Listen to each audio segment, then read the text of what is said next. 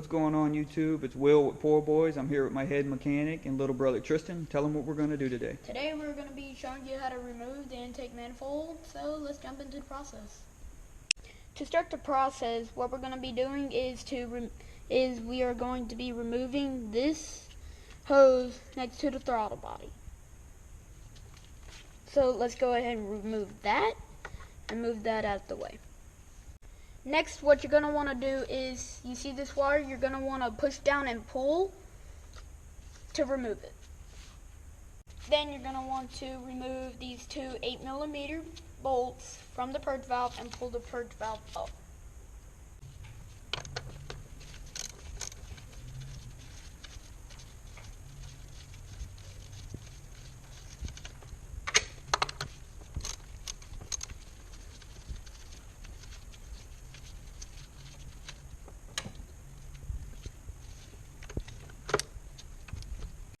Next, you're going to want to remove this 8mm bolt so you can move this hose.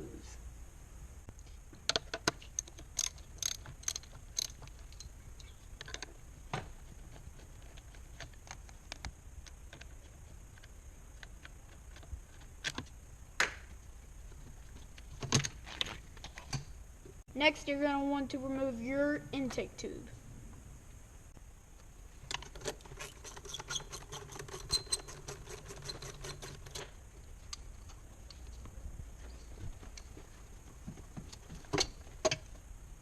You're going to want to remove this wire, and keep in mind that you do not have to remove your throttle body. Next, you're going to want to remove the 8mm bolt out the intake bracket. Next, you're going to want to remove this hose off the intake. After taking off the intake, you're going to want to remove these 7 8mm bolts.